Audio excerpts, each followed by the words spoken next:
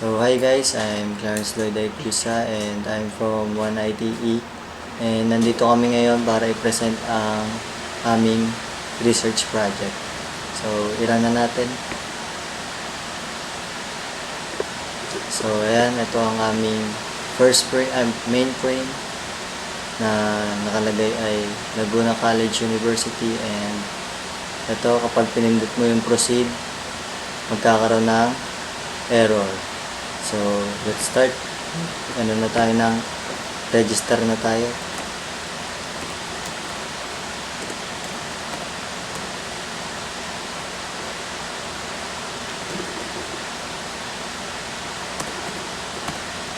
And magre-register ako sa BA, Major in Financial Management.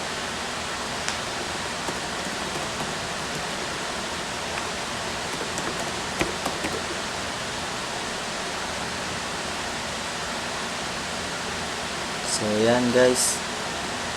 Lalabas yung second frame natin na nakalagay ang course selection at additional services.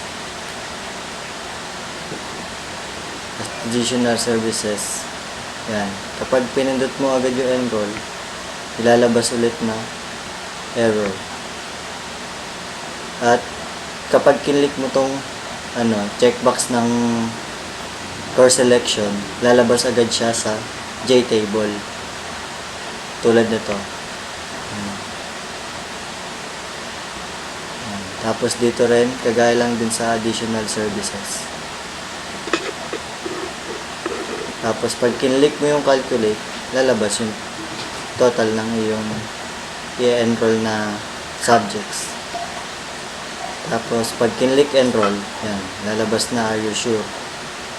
Sabay pag nag-test ka, yun, welcome to Laguna College University. Tapos makikita mo na yung pangalan mo dito sa transaction log. My name is Kenji Tomita from 1ITE.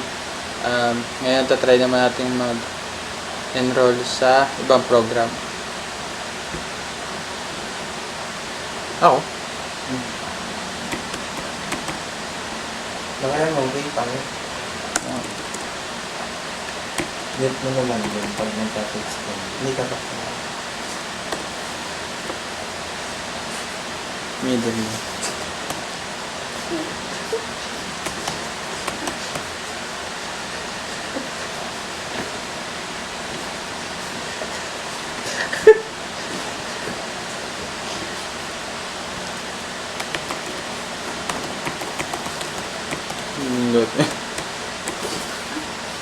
Gmail.com.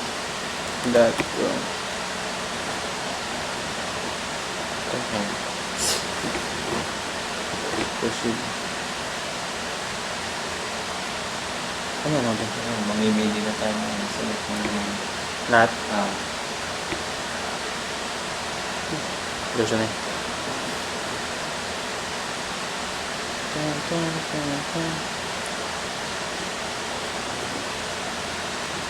Tapos lahat? Hindi pa nga. Parang medical siguro. Laboratory. Ay. Library. Computer. Computer fee, library fee. Calculate. Calculate fees. Your total is 300. Mute mo na lang doon. Kung paano gagawin sa kanya. Tapos ang gagawin. Yes.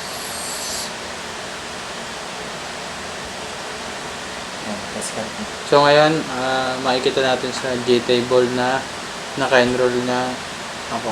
Yeah. Ay. So, I am Almin Nagaid, and ngayon itatry ko naman mag-enroll sa Industrial Engineering.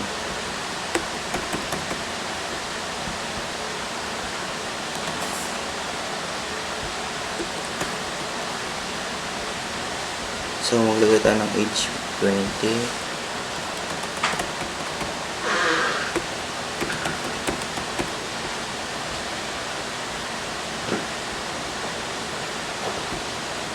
So, dito makikita natin na pumasok ako sa frame ng Bachelor of Science in Industrial Engineering. So, pipili tayo ng course. Chemistry, Mathematics, NSTP, PED, lagay nyo sa...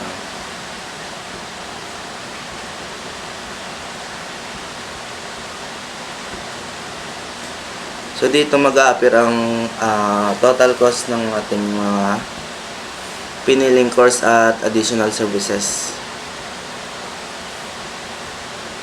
So, once na nakalculate na, pwede na mag-enroll. Yan. Yes na nga.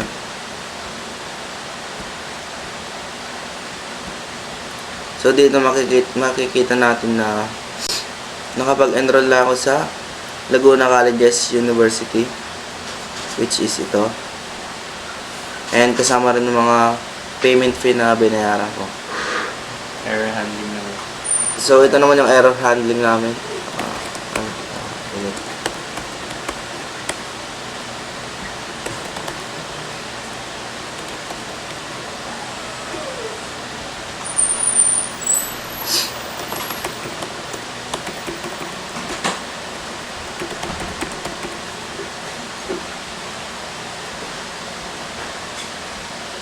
So, dito makikita natin na hindi siya pumapasok sa second frame dahil meron tayong nilagay na number sa first name and ganoon din sa last name at sa middle name. So, ito-try naman natin yung isang error handling which is dito sa email. Ayan. Ayun, ganoon din. Kapag wala tayong nilagay na at gmail.com dito sa ating email. Ayan. Ayan, ganyan. So, kung gusto mag-exit ni user, pwede niyang pindutin ng exit. At lalabas ang select an option which is yes, no, and cancel. Ayun. Kusa siyang umaalis sa registration. And ang history ay hindi masisave sa transaction log, which is yung kanina pa rin. Kung ano yung mga nilagay dito, ayun at ayun pa rin. So, dito, itatry natin kung gagana yung clear button. Kunwari, nagkamali ako ng middle name. Galvan.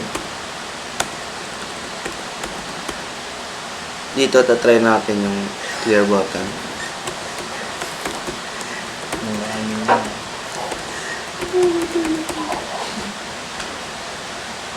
So, kunwari, gusto kong burahin yung lahat ng mga information na nilagay ko dito. So, pwede kong siyang burahin by clicking the clear button. Ayun.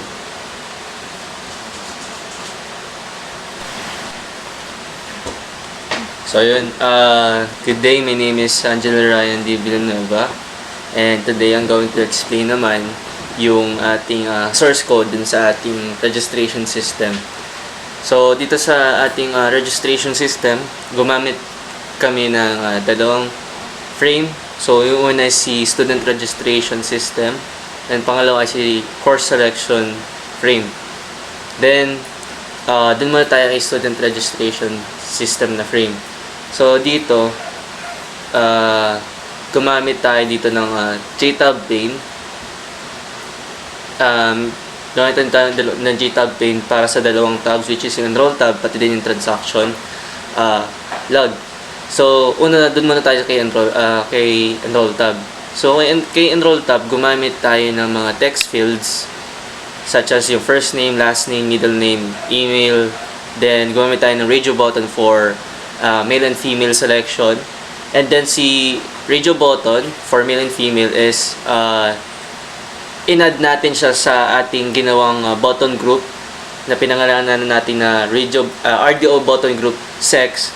So para ma-implement natin yung one selection dun sa ating sex. So pag kinlik natin yung male and then kinlik natin yung female, hindi magkakaroon ng multiple selection. Ang ma-select lang is si female. So, next naman, nag-utilize din kami ng combo box. Pinangalanan namin siyang CBO program. And then, kay CBO program, ginamit namin si array na programs, which is, ito. Si array programs ay ayan, naka-initialize sa ating taas na part ng ating program under the Public Class Student Registration System and Extended Keyframe. So, si programs, ito yung array na kung saan nakalagay yung list ng mga programs na ino-offer ni Laguna Colleges University. So, as of now, we have these 3 options or offered programs as a demonstration sa ating student registration system. So, next naman, gumamit tayo ng JSpinner for the age. So, kay JSpinner, gumamit tayo ng JSpinner. Pinangalanan natin siyang Spinner Age para makakuha ng valid na value for the student's age.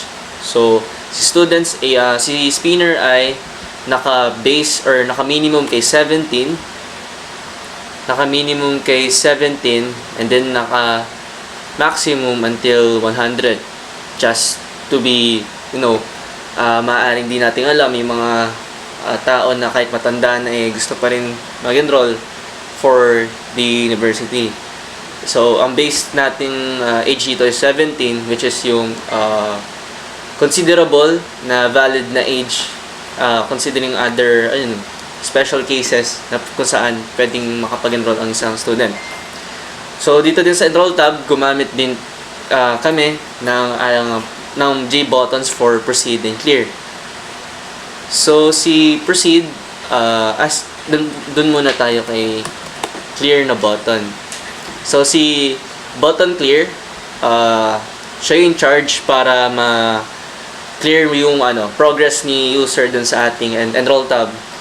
When it comes to sa first name, last name, middle name, email, Spinner, age, dun sa sex, then yung CBO program, then yung sa, nire-request focus din natin yung, nilagay din natin yung request focus dun sa ating TXT first name, dun sa text field natin for first name. So, dun naman kay Proceed. So, ito si button register. So, may text siya na proceed para makapag-proceed siya sa another JFrame, which is yung course selection frame. So, before tayo mag-proceed dun sa course selection frame, meron tayong if-else-if statement dito para i-check kung nakapag-input si user or walang empty na text field. So, dito sa una, chine-check niya kung may empty na text field. Then, maglalabas siya ng error message kapag merong empty na text field.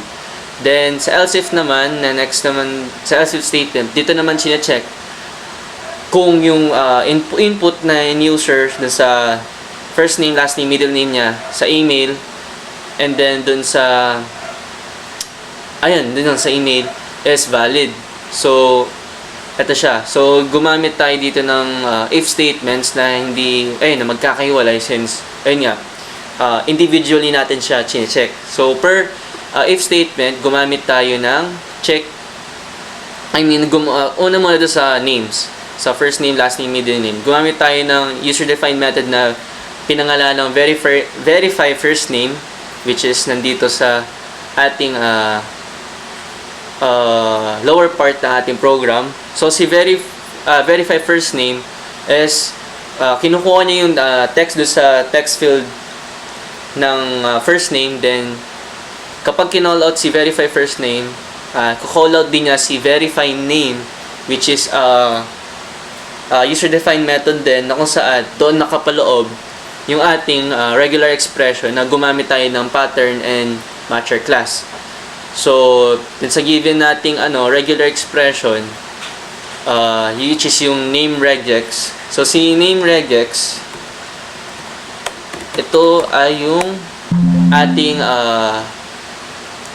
dineclare natin or initialize natin sa upper part na ating program, which is ito, which denotes a regular expression to check if there's special characters, numbers, or white space, special characters or numbers dun sa ating name. So, likewise, dun sa first name, dun sa last name tsaka middle name, ganun lang din. So we have the user-defined method for the last name and middle name. So the difference with middle name is dun sa kanyang condition. So we all know that some people don't have middle name. So dito, ina-allow natin si middle name. So kahit na empty siya or null si middle name, it would still return true sa ating program. So next naman si si check email. Si check email ay hiwalay na user-defined method na kung saan ito siya. Nasa bottom part ulit siya ng ating program kung saan meron tayong gumamit tayo ng pattern class. And then meron din tayo ng regular expression na kung saan check yung structure ng ating email kung meron ba tong at and gmail.com and etc. So ayun. So kapag hindi siya nag-satisfy sa ating user-defined method na check email, mag-return siyang false and then magpapakita ang error message. Ganun din sa iba, sa text field ng first name, last name, and middle name, kapag di sila nag-valid dun sa ating user-defined method, and then sa condition natin sa if statements na to, magpapakita sila ng error message na kung na nagko-correspond dun sa text field na may problema. So that is dun sa part ng error handling ng ating enroll tab. So kapag wala namang problema, magpo-produce siya ng i-call out niya si course selection, then i-set visible niya true, papakita niya yung pangalawang frame, and then i-dispose yung current frame natin. So that is for the enroll tab. So when it comes naman dun sa ating transaction log tab, so dito naman nakalagay si ating table, si JTable. Si JTable ay gumamit tayo ng header na pinangalan ng transaction header. So si transaction header, ito siya yung nasa taas or doon sa column headers na ating JTable sa ating transaction log. So then si dummy data naman, ito yung mga pangalan or records na nakalagay na while kapag in-start yung program. So isa sa naka 2D array siya. So para maging visible at the same time display natin yung data na magkakasama, gumamit tayo ng default table model na pinangalanan namin at model transaction dates, na kung saan ginamit niya yung array ni dummy data, which is in 2D array, then si transaction header, which is an 1D array para sa kanyang header. So all in all, yun lang yung ating important codes for the first frame. So in addition na din pala dito kay JTable, hindi siya ma-select and then di rin siya ma-highlight, di rin ma-resize yung kanyang column. So kapag nagdagdag pag may nagdagdag na record dito, magkakaroon tayo ng automatic na J-scroll pane para ma-hover or ma-scroll natin yung mga info dito. So next naman, dumako naman tayo kay course selection frame. So yun nga, pag nag-proceed si user nang walang problema, pupunta na siya dito sa frame na to. So try natin. Angelo Villanueva de la Vega, and I'm a male, then 19 years old lang ako. Villanueva at gmail.com. So kunyari mag-enroll ako sa information technology. So yan. So dito kay second frame, ito na siya, si course selection frame, yung nakikita niyo sa screen. So gumamit kami dito ng ang pinaka-core objects na ginamit namin dito is si checkbox and then si JTable. So dun muna tayo kay so ngayon paano nangyayari yung nagkakaroon ng difference ng subjects kapag nag-enroll si student kay engineering, kay information technology, or kay business ad. So gumamit kami dito ng variables na course A, course B, course C, course D. So itong mga string variables na to, ito yung ginamit naming variables para dun sa major subjects ng ating isa specific na program. Since alam naman natin, yung ibang minor subjects is parehas lang dun sa ibang subjects ng ibang program. So, para magkaroon ng dynamics yung ating program kapag, ayun nga, nag-select siya ng ibang program, gamit kami ng else-if statement. So, kapag sinelect niya, or kapag ang sinelect niya user sa CBO program, or combo box dun sa first frame, is Bachelor of Science in Information Technology, i-set niya yung major subjects dun sa subjects ng IT. Then, kapag ang pinili naman ng engineering, i-set na naman yung major subjects dun sa major subjects ng engineering. Same goes with the business ad. So, next naman is itong ito ring program name. Si program name is JLabel, na kung saan ito siya. Yung title ng ating program. So, kapag nag-iba siya depending dun sa sinelect ni user na program dun sa combo box. So, next naman, ayun. So, let's head naman dun sa ating exit button. So, si exit button, ayan. So, si exit button, kapag kinlik natin siya, or pag, kinlik natin, or pinress natin siya, meron siyang, action listener na kung saan, kapag kinlik siya, maglalabas siya ng show confirm dialog. Then, kapag ang pinili ni user ay yes, meron tayong statement dito, i-set yung total fee, or yung integer variable natin sa pag-add lahat ng na-select na services and courses to 0 para magkaroon ng reset ng value. So, para hindi na mag-add up sa susunod na fee ng student na magre-register ulit. Then, si model receipt.get row count naman, i-set yung row count sa 0 para yung mga na-select na courses and yung additional services sa JTable is mawala. So, para mas maintindihan nyo to, let me explain yung sa code natin for the combo box and then sa ating JTable. So, dun sa JTable, gumamit tayo ng default table model na model receipt. Then, yung header niya is yung receipt header. And then, yung pag-store ng ating mga data na to the array is kavail course service. So, per each combo box, meron tayong action listener. So, kapag sinelect ni user itong itong combo box na to, or itong subject na to, course na to, lalabas siya kay JTable. It is because sa ating action listener na nilagay sa ating combo box. So, kapag nakalagay ito ng if statement na kapag sinelect si combo box A or si combo box, gagawa siya ng panibagong object na pangalan ni course select, then si object na yon ay siset natin sa dalawa or 2. Yung for the dalawang data or record na i-store natin. So, yung dalawang data na yon is yung name ng course, and then yung pangalawa is yung fee dun sa course na yon. Ayan siya. CBO course A.getText, yung name ng course, or yung string na nasa combo box, then 250 pesos is yung price ng ating course. Then, yung model receipt natin, or default table model natin is mag-add row siya. And then, yung row na yon is, ayun, ang nakastore doon is si course select, which is yung object na ginawa natin, na ang nakastore is yung pangalan ng course and then yung price nung, or fee nung course na yon.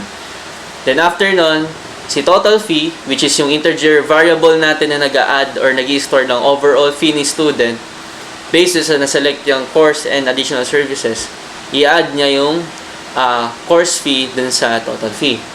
Ngayon naman, kapag dine-select natin siya, so makikita natin yung behavior dun sa JTable, mawawala siya. It is because din dun sa action listener ng ating combo box. So, meron tayong remove selection, which is a user-defined method. Then, yung yung combo box ni course A that get text or yung pangalan ng subject. So, paano nga ba nangyayari na natatanggal niya yung course na nasa JTable? So, dito siya masasagot sa ating user-defined method na remove selection. So, si remove selection, user-defined method, nakalagay siya sa bottom part ng ating program. So, si remove selection method, gumamit kami ng for loop para mag-traverse siya doon sa ating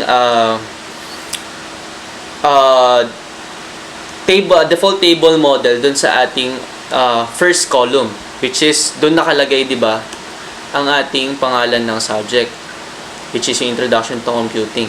Then, si index naman is yung per row na pagbabasa niya.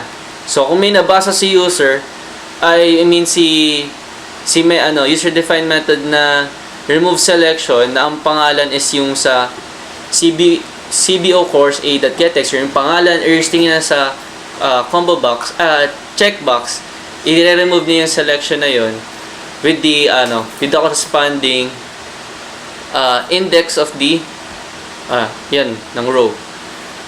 Then, ayun. So, after nun, ma-remove yung yung row na yon, yung total fee is mababawasan doon sa course fee na tinanggal natin or yung in-unselect na natin na course. Then, ayun. So, lahat ng ating combo box, checkbox, is ganun yung ating code na ginamit. And same goes with the additional services, parehas lang yung logic din. So, pag ina-unselect natin, nawawala siya, and at the same time, mina-minus niya yung price nung additional service na yun. So, next naman is si calculate fees. So, paano nga ba gumagaan si calculate fees? Si calculate fee, meron siyang action listener lang na nagpapakita ng ng show message dialog, tapos ang nakalagay doon si total fee. So, yun. Basically, dinidisplay lang natin yung current value na nasa total fee. Yung integer value. So, next naman is si enroll.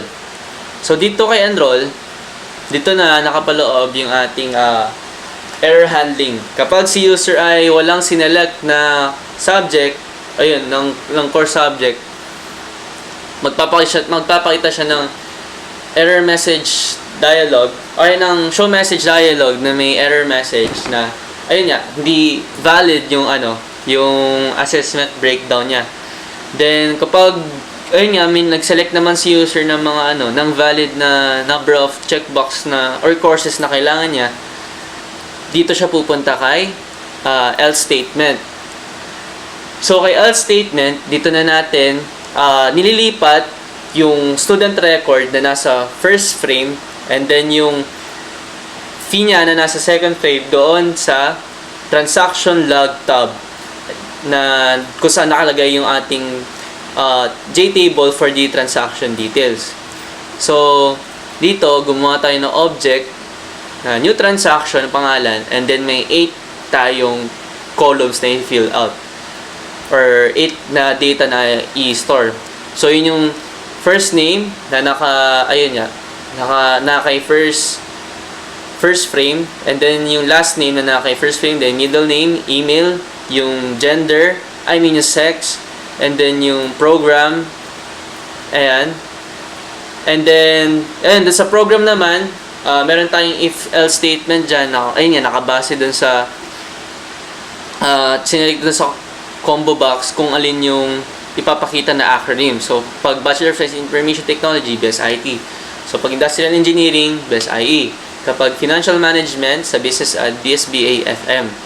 Then, sa pang last na na column, ipapakita naman yung ating total fee na babayaran ni user.